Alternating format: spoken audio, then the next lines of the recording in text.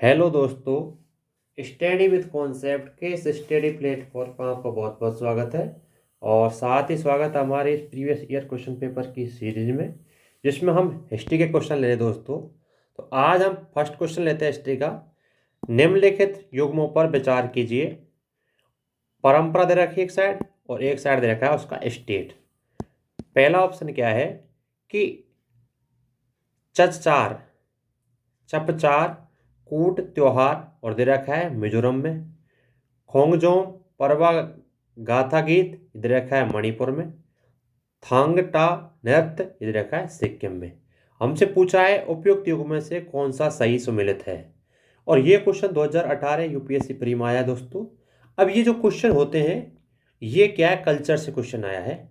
उस time current में ही चल रहे होंगे, उसी से क्वेश्चन पूछ लिया। आप जब करंट पढ़ेंगे उस टाइम की, जैसे अब 2024 का एग्जाम लेने होने वाला है, इसमें क्या है कि अब जो करंट होगी, करंट से संबंधित कोई त्योहार होगा, कोई मार्शल आर्ट होगी, या आप करंट जो विजन की 365 जो विजन की आप मैगजीन पढ़ेंगे 362 वाली, उसमें आप पाएंगे कि जो इस टाइम में जो चर्चे में थे वो सभी चीज़ें आपको दे रखी होंगी, उनको आपको पढ़ना है दोस्तों। अब ये उस टाइम का क्वेश्चन है दोस्तों। आपने देखा कि पिछले सालों में क्या क्वेश्चन पूछ रहे हैं कि भाई कोई आर्ट को लेकर क्वेश्चन पूछ लिया, कल्चर में कोई संगीत को लेकर क्वेश्चन पूछ लिया, तो उसी प्रकार से क्वेश्चन है। अब देखते हैं हम इसका आंसर क्या है। तो पहला ऑप्शन है चपचार कूट त्योहार। तो दोस्तों अगर आपने पढ़ा होगा तो ये दो कथन बिल्कुल सही है, पहला और दूसरा कथन दोनों सही है। लेकिन जो तीसरा ऑप्शन है ये थांगटा नृत्य, ये सिक्किम में नहीं है। पहली बात तो ये नृत्य नहीं है, पहली बात तो ये नृत्य नहीं है, बल्कि ये क्या मार्शल आर्ट बोलते हैं वो है। और ये है मणिपुर का, और इसमें दे रखा है सिक्किम का। इसलिए इसका आंसर हो गया बी। अब हम बात करते हैं आखिरकार ये है क्या है। तो बात करते हैं हम चपचार कूट त्योहार, ये क्या होता है इसके बारे में बताता हूं मैं आपको। घबराने की जरूरत नहीं दोस्तों, अभी जो करंट में है वो आपको आएगा तो आप पढ़ लेना, उसी से क्वेश्चन पूछे जाएंगे। ये उस टाइम के करंट में चल रहे थे इसलिए, ठीक है। तो चपचार कूट त्योहार क्या है, यह भारत के मिजोरम में एक त्योहार है। क्या है दोस्तों, एक त्योहार है, ठीक है। और यह जो त्योहार है यह मार्च के महीने में, मार्च के दौरान झूम ऑपरेशन, जो झूम की खेती होती है उसके बारे में बात कर रहे हैं। झूम ऑपरेशन के उनके सबसे कठिन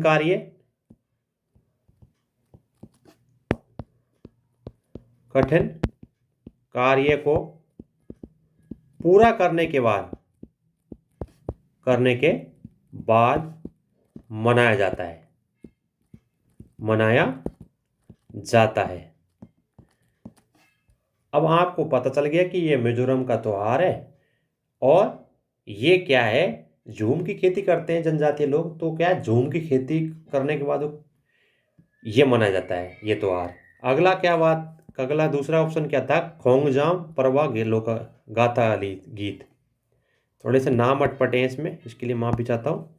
इसमें कलन चेंज कर लेता हूँ मैं आपको। क्या नाम है, खोंगजोम पर्व।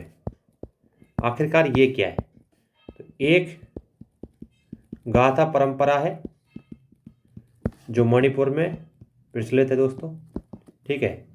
और इस नृत्य में जो ड्रम होते हैं उनका उपयोग किया जाता है। अगले बात करते हैं तीसरे ऑप्शन के बारे में बात दोस्तों, थांगटा नृत्य। तो थांगटा ये नृत्य नहीं दोस्तों, बल्कि ये क्या है, जो भारतीय राज्य मणिपुर उसका क्या है दोस्तों कि मार्शल आर्ट है, ना कि नृत्य। मार्शल आर्ट है, नृत्य नहीं है, ठीक है। तो इसलिए इसका आंसर हो गया पहला कथन और दूसरा कथन सही है, इसलिए इसका आंसर हो गया बी। तो ये क्या करंट में चल रहे थे उस टाइम, आपसे पूछ लिए। अब जो करंट में चल रहे हैं आप पूछ लेंगे आपसे, ठीक है। अगला क्वेश्चन देखते हैं, बड़ा ही सिंपल क्वेश्चन है, अगर आपने लॉजिक लगा लिया तो क्वेश्चन आराम से हो जाएगा। ऋग्वैदिक आर्यों और सिंधु घाटी के लोगों की संस्कृति के बीच अंतर के संबंध में निम्नलिखित कथनों पर विचार कीजिए। और हमसे कथन दे रखा है, पूछा है सही उत्तर का चयन कीजिए। यूपीएससी 2017 में क्वेश्चन आया था। पहला कथन क्या है दोस्तों, कि ऋग्वैदिक कालीन आर्य जो थे कवच और हेलमेट, जिन्हें हम शिरस्त्राण कहते हैं, का उपयोग करते थे, जबकि सिंधु घाटी सभ्यता के जो लोग थे उनका उपयोग के साक्ष्य नहीं मिलते। पहला कथन। दूसरा कथन क्या है दोस्तों, ऋग्वैदिक कालीन आर्यों को स्वर्ण, चांदी और ताम्र का ज्ञान था, जबकि सिंधु घाटी सभ्यता के जो लोग थे उन्हें तांबे और लोहे का ज्ञान था। अगला कथन है, तीसरा कथन क्या कह रहा है, कि ऋग्वैदिक कालीन आर्यों ने घोड़े को पालतू बना लिया था, जबकि इस बात का कोई साक्ष्य नहीं है कि सिंधु घाटी सभ्यता के जो लोग थे पशु को जानते थे, इस प्रकार के पशु को। अब देखो पहले कथन को देखिए आप, ऋग्वैदिक कालीन आर्य जो थे कवच और हेलमेट का उपयोग करते थे, जबकि सिंधु घाटी सभ्यता के लोग, इनका कोई साक्ष्य नहीं मिला हमको। तो मैं आपको बताता हूं, ये बात बिल्कुल सही है। जो कवच की हम बात करते हैं, कवच और हेलमेट जिसे हम कह रहे हैं यहाँ पे, इसका उपयोग करते थे कौन, किसकी बात कर रहे हैं हम, ऋग्वैदिक आर्य जो थे करते थे। क्योंकि ये बात हम कैसे पता चलती है कि ऋग्वेद के 7वें मंडल में दास राज्य एक युद्ध हुआ, जिसके इसका वर्णन मिलता है, किसके, घोड़े के बारे में। क्योंकि हम बात करते हैं घोड़ा, जो ये क्या ऐसा युद्ध था जिसमें घोड़े के बारे में बात की जाती है दोस्तों, उसके बारे में वर्णन है। तो पहला कथन हो गया सही। दूसरा कथन है, ऋग्वैदिक कालीन आर्यों का स्वर्ण, चांदी, तांबे का ज्ञान था, जबकि सिंधु घाटी सभ्यता के लोगों को केवल तांबे और लोहे का क्या था, ज्ञान था। ये हमसे बोला गया है। अब मैं आपको बताता हूं दोस्तों, दूसरा कथन में जो लास्ट लाइन है ना, क्या दे रखा है कि सिंधु घाटी सभ्यता के लोगों को केवल तांबे और लोहे का ज्ञान था। तो तांबे का तो था लेकिन लोहे का नहीं था, इसलिए कथन हो जाता है गलत। अगर दूसरा कथन गलत है तो तीसरा कथन देखते हो। पहला कथन सही हो गया, दूसरा कथन गलत हो गया। तीसरा कथन क्या कहा, ऋग्वैदिक कालीन आर्य ने घोड़े को पालतू बना लिया था, जबकि इस बात का कोई साक्ष्य नहीं कि सिंधु घाटी सभ्यता के जो लोग थे वो पशु को जानते थे, इस प्रकार के पशु को। तो हड़प्पा सभ्यता की मैं बात करता हूं, तो हड़प्पा सभ्यता के जो लोग थे,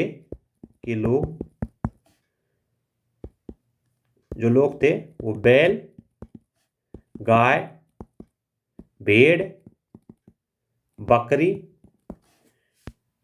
और सुअर को पालते थे।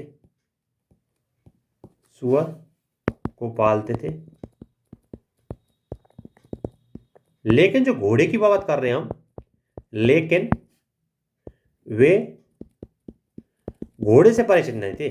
ऋग्वैदिक काल की नहीं बात कर रहे हैं हम, बात कर रहे हैं दोस्तों, किसकी बात कर रहे हैं हम बात कर रहे हैं हड़प्पा सभ्यता कालीन की बात, ठीक है। तो परिचित नहीं थे, और यही तो हमसे पूछा है, यही तो हमसे बोला है कथन में। तो ये बात बिल्कुल सही है, तीसरा कथन सही है। पहला और तीसरा कथन सही है, दूसरा कथन गलत है, इसलिए इसका आंसर हो जाएगा दोस्तों सी, ठीक है। तो इस प्रकार आप क्वेश्चन करने हैं सॉल्व, तभी क्वेश्चन करने का मजा आएगा, ठीक है। अगला क्वेश्चन देखते हैं दोस्तों। क्वेश्चन नंबर 3 क्या कह रहा है, मणिपुरी संकीर्तन, कीर्तन जो होता है मणिपुरी संकीर्तन, उसके संदर्भ में कथन दे रखे हैं, और आपसे पूछा है कि सही कथन कौन सा है। 3 कथन दे रखे हैं, उनसे पूछा है क्वेश्चन सही कथन कौन सा है। तो पहला कथन है, यह गीत और नृत्य का प्रदर्शन है, ठीक है। अगला कथन है दोस्तों कि केवल करताल ही इसका एकमात्र वाद्य यंत्र है जो इसमें प्रयुक्त किया जाता है। प्रदर्शन जो करते हैं इस कीर्तन में, उसमें करताल का उपयोग करते हैं केवल में, ऐसे बोला है वाद्य यंत्र के रूप में। अगला कथन दे रखा है कि यह भगवान कृष्ण के जीवन की जो लीला है उनका वर्णन करता है, कौन सा, मणिपुर संकीर्तन। अब देखो, ये भी कल्चर से क्वेश्चन पूछा गया है, तो मैं कलर चेंज कर लेता हूं। अब देखो मैं आपको बताता हूं, अब आपको पता होना चाहिए कि मणिपुरी जो संकीर्तन है उसके बारे में पता होना चाहिए। तो ये क्या है, मणिपुरी अनुष्ठान है, बिल्कुल सही बात है, मणिपुरी अनुष्ठान है दोस्तों। ठीक है। दूसरी बात, इसमें क्या है, कौन कौन से वाद्य यंत्र, तो जो ढोल, वादन ज्ञान गायन सॉरी वादन, गायन तथा नृत्य कला का रूप है ये जो संकीर्तन है। और हमको यहाँ क्या बताया गया है कि संकीर्तन में करताल के बारे में, तो ये कथन हो गया दूसरा गलत, पहला कथन हो गया सही। इसके अलावा दोस्तों इसमें भगवान कृष्ण के जीवन की जो लीलाएं हैं, की जो कलाएं को नृत्य तथा गीतों में, नृत्य और तथा गीतों के द्वारा प्रदर्शित किया जाता है, के द्वारा प्रदर्शित किया जाता है दोस्तों।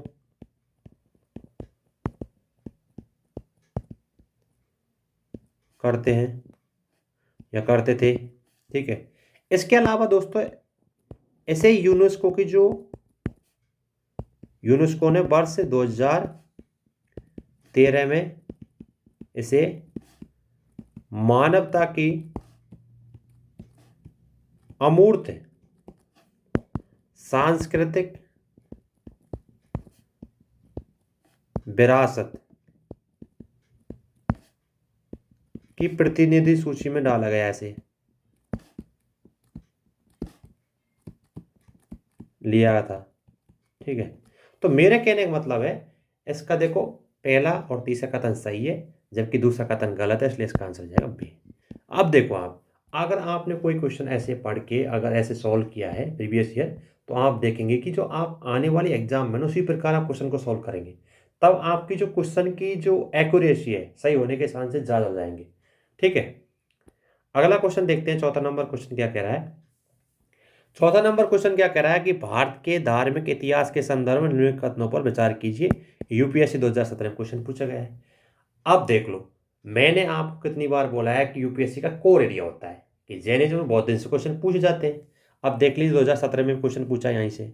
पहला कथन दे रखा है सौत्रांतिक और सम्मितीय जो जैन मत है उसके संप्रदाय है, पहला कथन। दूसरा कथन है कि सर्वास्त्रवादियों की मानता है कि जो फिनोमिना होता है उसके अवयव पूर्णतः क्षणिक नहीं है अपितु अव्यक्त रूप से सदैव विद्यमान रहते हैं। अब देखिए मैंने आपसे क्या बोला कि जो फिलॉसफी है उससे क्वेश्चन पूछा गया है जैनिज्म और बौद्धिज्म की, अगर आपने इनके बारे में पढ़ा होगा तो इस क्वेश्चन को आराम से कर लेंगे। अब देखो पहला कथन, किस जो सौत्रांतिक और सम्मितीय जो है जैन धर्म से संप्रदाय, जो जैन मत है उसके संप्रदाय है, तो ये कथन हो गया दोस्तों, क्या हो गया दोस्तों, ये कथन हो गया गलत। ये दोनों जो संप्रदाय हैं दोस्तों, सौत्रांतिक और सम्मितीय है, जो दोनों जो मत हैं ये क्या बौद्ध मत के संप्रदाय है और इसमें क्या दे रखा है आपको जैन धर्म से, तो ये कथन हो गया गलत।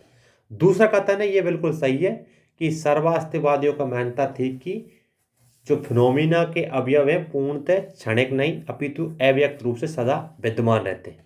दूसरा कथन सही है, इसलिए इसका आंसर हो गया बी।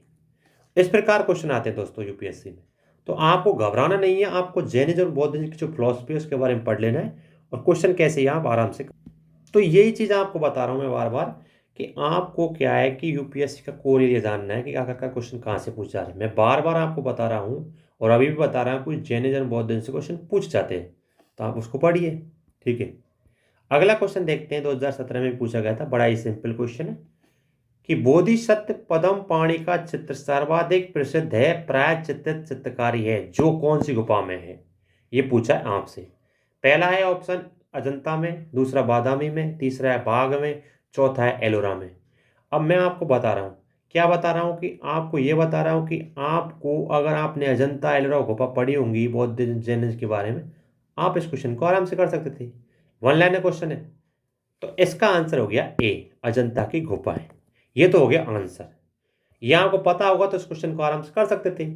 लेकिन मैं आपको जो प्रीवियस ईयर क्वेश्चन करा रहा हूँ मेरा मतलब ये नहीं कि आपको आंसर टिक करा दिया और इसका मतलब मेरा खत्म हो गया। नहीं, आपको ये देखना है कि आखिरकार इन तीनों के बारे में पता होना चाहिए। आंसर आंसर के मतलब नहीं है। तो जो बोधिसत्व की बात कर रहा हूं मैं आपसे, बोधिसत्व पदम पाणी, ये जो है या इसे बोलते हैं ब्रजपाणी। ये क्या है, अजंता की गुफा के जो चित्र हैं उनका फर्स्ट नंबर चित्र है, वो इसी फर्स्ट नंबर की जो गुफा है उसमें चित्रित किया गया है। तो ये प्रथम नंबर गुफा में है। कौन सी गुफा? प्रथम नंबर की गुफा जो है गुफा में है। और कौन सी गुफा है दोस्तों? ये है अजंता की गुफा, ठीक है, जिसकी मैं बात कर रहा हूं। अब मैं बात कर रहा हूं बादामी की गुफा।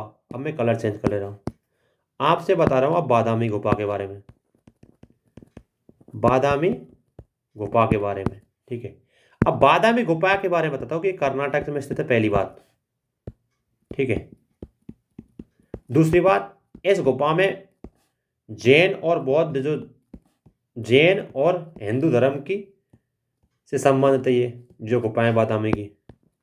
ये भी पता होना चाहिए, आपसे क्वेश्चन पूछती है यूपीएससी, ठीक है। इसके अलावा जो 6ठी शताब्दी की जो गुफाएं हैं बादामी की, और जो बादामी चालुक्य थे उनकी साम्राज्य की क्या है, राजधानी भी थी बादामी, ठीक है। अब ये पता हो गया आपको बादामी की गुफाओं के बारे में, ठीक है। अब मैं बात करता हूँ बाघ की गुफाएं। अब बाघ की गुफाओं के बारे में बताता हूँ कि एमपी में जो बघेनी नदी है उसके तट पर स्थित है, ठीक है। आगे हम बात करते हैं एलोरा की गुफा।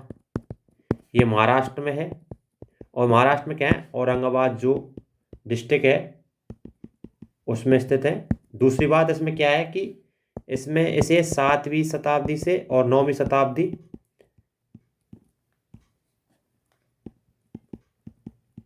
के बीच में जो राष्ट्रकूट राजा होते थे, सॉरी, के बीच में राष्ट्रकूट के द्वारा निर्मित की गई है गुफाएं। और इसमें कुल कितनी संख्या है गुफाओं की? 34, जिसमें 1 से और 12 तक बौद्ध है धर्म से संबंधित है, और 13 से 29 जैन धर्म, सॉरी, हिंदू धर्म से संबंधित है। ये पता होना चाहिए आपको। और 30 से 34 के बीच जैन धर्म से संबंधित है, ठीक है। अब इतना चीज मैं बता दी, तो ऐसे पता होना चाहिए, ऐसे आपको पता होना चाहिए कि अगर का क्वेश्चन का आंसर ए क्यों है, अदर का भी पता होना चाहिए क्यों नहीं है, ठीक है। अगला क्वेश्चन देखते हैं दोस्तों। निम्नलिखित युग्मों पर विचार कीजिए। परंपराएं दे रखी है और पूछा है समुदाय से संबंधित है। पहली परंपरा क्या दे रखी है?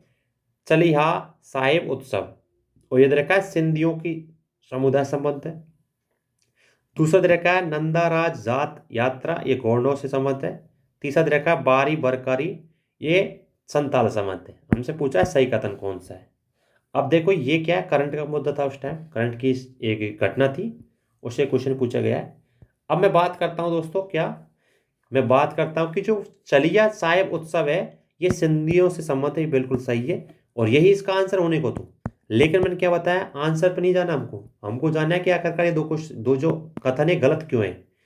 तो जो नंदा राज जात यात्रा है ये दोस्तों उत्तराखंड के कुमायूं और गढ़वाल क्षेत्र से संबंधित, पहली बात। और हमसे क्या बोला है यहाँ पे, सिंधियों संबंध, तो इसलिए ये कथन, सॉरी, हमसे बोल रखा है यहाँ पे गोंडो संबंध, तो इसलिए दूसरा कथन हो गया गलत। बात करते हैं बारबरी की या बारह बरकरी की। तो बारह बरकरी आपने सुना होगा, महाराष्ट्र के पिंडरपुर में आपने जगह है एक पिंडरपुर करके, उससे संबंधित है महाराष्ट्र। विठोबा जो इष्ट है देवता है उसकी पूजा की जाती है यहाँ पे, ठीक है। तो इसलिए ये दूसरा तीसरा कथन भी गलत है, दूसरा तीसरा दोनों कथन गलत है, पहला कथन सही है, इसलिए इसका आंसर हो जाएगा ए। ये क्या करंट का चीज थी, करंट से पूछा गया क्वेश्चन है 2017 में। अगला क्वेश्चन देखते हैं, बड़ा ही सिंपल क्वेश्चन है, लेकिन इनके बारे में आपको पता होना चाहिए, तभी क्वेश्चन को आप सॉल्व कर सकते थे दोस्तों। देखो कितना सिंपल क्वेश्चन है, अगर आपने थोड़ा बहुत आइडिया होगा तो इस क्वेश्चन को आप कॉमन सेंस से भी कर सकते थे। निम्नलिखित में से कौन सा सूर्य मंदिरों के लिए विख्यात है?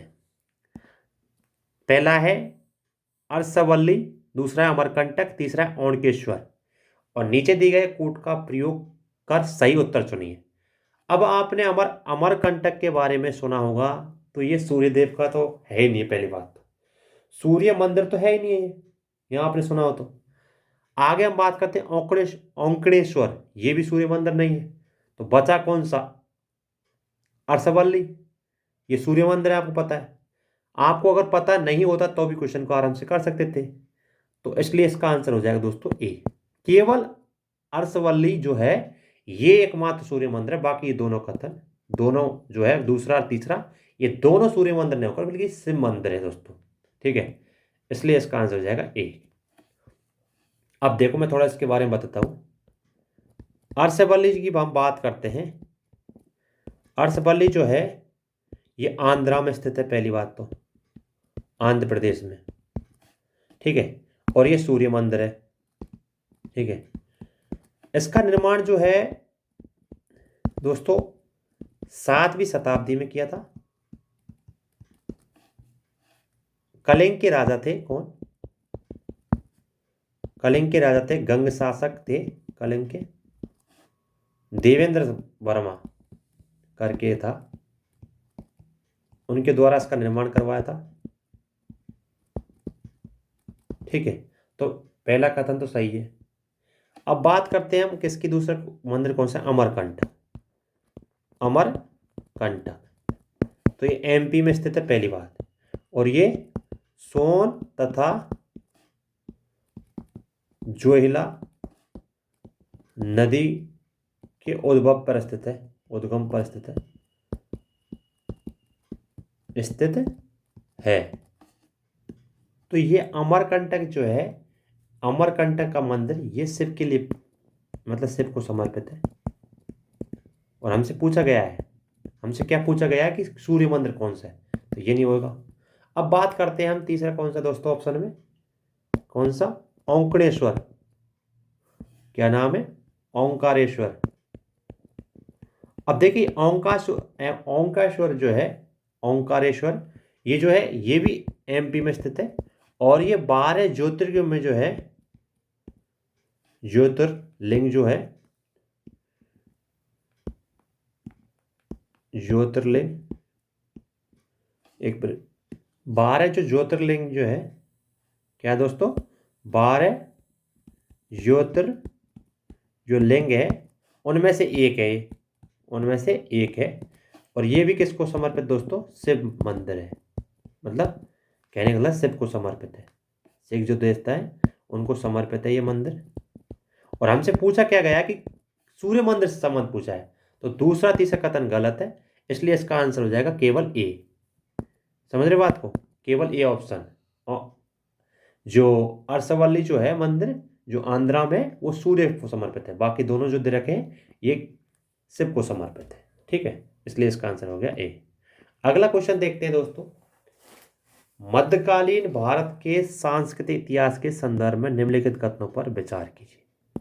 कथन दे रखे हैं, हमसे पूछा गया है कि कौन सा कथन सही है। पहला कथन दे रखा है कि तमिल क्षेत्र के सिद्ध सित्तर एकेश्वरवादी थे और मूर्ति कला की निंदा करते थे। इससे अगला क्वेश्चन दे रखा है कन्नड़ क्षेत्र के लिंगायत जो पुनर्जन्म के सिद्धांत पर प्रश्न चिन्ह लगाते थे और जाति अधिक्रम से अस्वीकार करते थे। तो लिंगायत, और आपने से लिंगायत के बारे में सुना ही होगा, नयमार और अलवार जो संत थे दक्षिण में, उनके बारे में आपने सुना ही होगा। तो ये दूसरा कथन है, ये तो सही होना ही होना है, क्योंकि लिंगायत जो संप्रदाय के लोग थे जिसकी हम बात करते हैं, लिंगायत, तो इन लोगों का मानना था, क्या मानता थी इन लोगों की, कि मूर्ति पूजा हो गई, ठीक है, मूर्ति पूजा से अलावा पुनर्जन्म हो गया, पुनर्जन्म से अलावा यज्ञ हो गए, यज्ञ कर्म कांड जिनकी हम बात करते हैं, कर्म कांड हो गए, जाति प्रथा हो गई,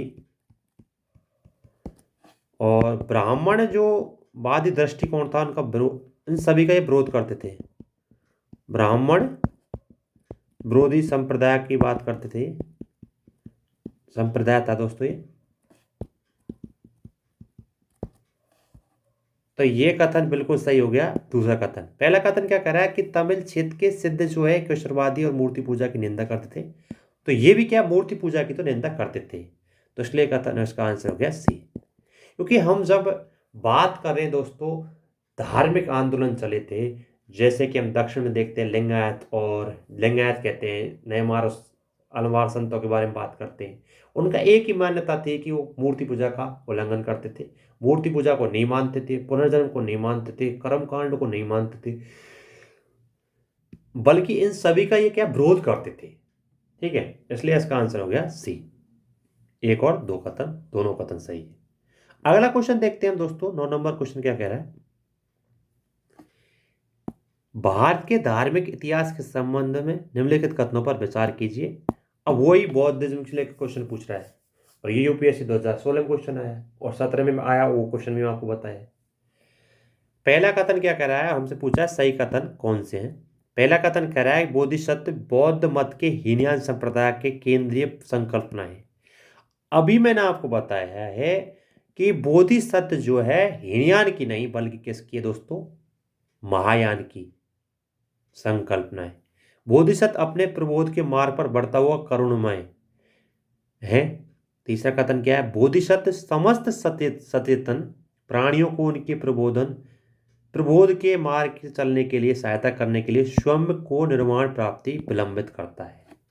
अब देखो बोधिसत्व की हम बात करते हैं दोस्तों, तो बोधिसत्व जो है तो बौद्ध धर्म की जो या बौद्ध महायान संप्रदाय का ये क्या है, महायान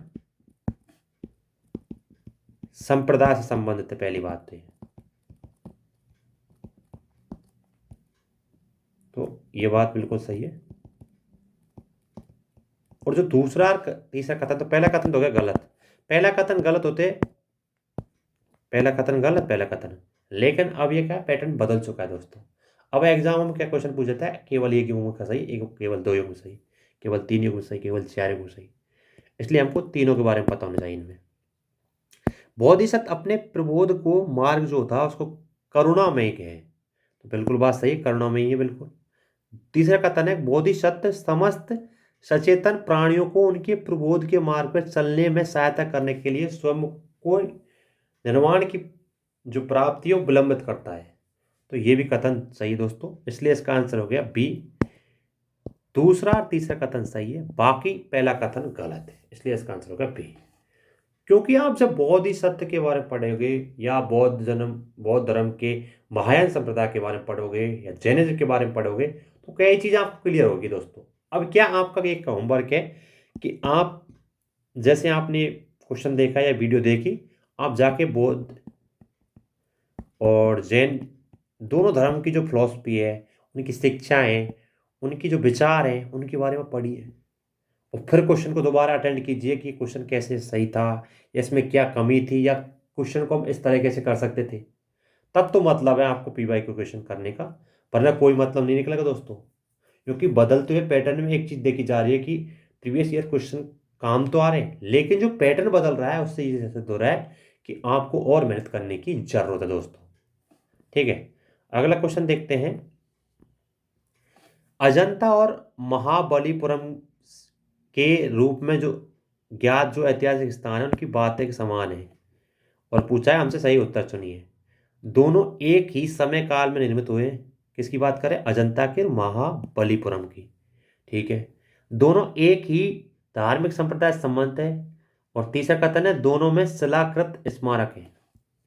अब जैसे कि हम बात करते हैं दोनों में शिलाकृत स्मारक हैं, ये बात तो बिल्कुल सही हो जाती है दोस्तों, क्योंकि दोनों जो है अजंता और महाबलीपुरम, ये जो महाबलीपुरम की बात करते हैं या हम अजंता की बात करते हैं तो ये गुफाओं में ही बनाए गए हैं। क्योंकि अजंता की गुफा बहुत प्रसिद्ध है। तो ये बिल्कुल शिलाकृत स्मारक है। ये दोनों बात सही है, दोनों ही बिल्कुल बात सही है। कहने का मतलब है तीसरा कथन तो सही है। पहला दूसरा कथन की हम बात करते हैं तो महाबलीपुरम की हम बात करते हैं। महाबलीपुरम, तो दोस्तों ये बात कर रहा है कि दोनों संप्रदाय एक ही मतलब एक ही धार्मिक संप्रदाय संबंध है। इससे नहीं बात नहीं कर रहे हम बात करें ऊपर वाले कथन की, समय काल एक ही है।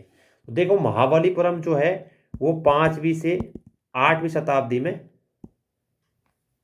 5वीं से 8वीं शताब्दी में पल्लव के राजा थे। कौन? पल्लव वंश के राजा थे जिनका नाम है नरेश नरसिंह बर्मन।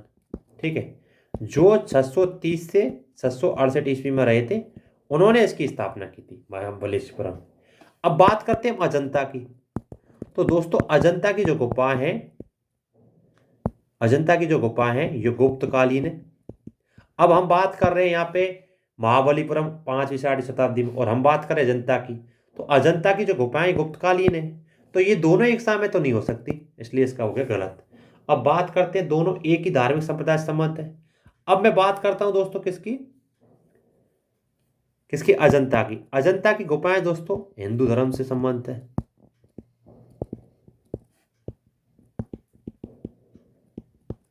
हिंदू धर्म से संबंध है ही है। इसके अलावा दोस्तों क्या है, अजंता की गुफा बौद्ध धर्म से संबंधित है। जबकि महाबलीपुरम है जो है ये क्या केवल हिंदू धर्म से संबंधित है। और हमसे क्या बोला गया है यहाँ पे क्वेश्चन में दे रखा है कि दोनों एक ही धार्मिक संप्रदाय से संबंधित है। अजंता की गुफा तो हिंदू और जो बौद्ध धर्म है उस संबंधित है, जबकि जो महाबलीपुरम है ये क्या है, केवल हिंदू धर्म से संबंधित है। इसलिए दूसरा कथन भी हो गया गलत। तो इसका आंसर हो जाए केवल तीसरा कथन सही है, मतलब आंसर बी। अब देख लीजिए, आपको मैं 10 क्वेश्चन कराया, उसमें मैं बार बार बता रहा हूं मैं आपको कि आपको कोर एरिया ढूंढना है, यूपीएससी क्या क्वेश्चन पूछ रही है। ठीक है, तो ये चीज ध्यान रखनी है, और तभी आपको क्वेश्चन का जो पैटर्न है ये समझ में आएगा। क्वेश्चन को करने का जो फॉर्मूला है, किस प्रकार से हम कर सकते हैं, अटेंड किस प्रकार से ले सकते हैं, इसके बारे में आपको पता लगेगा। तब तो मतलब है इस प्रीवियस ईयर क्वेश्चन पेपर की सीरीज को आपको देखने के लिए। और एक और चीज, आपने आज ये वीडियो देखी, उसके तुरंत बाद आप देखिए कि आखिरकार मैं उस क्वेश्चन को ऐसे अटेम्प्ट ले सकता था, एमसीक्यू बनाई। तो धन्यवाद दोस्तों, यहाँ तक बने रहने के लिए आपका बहुत बहुत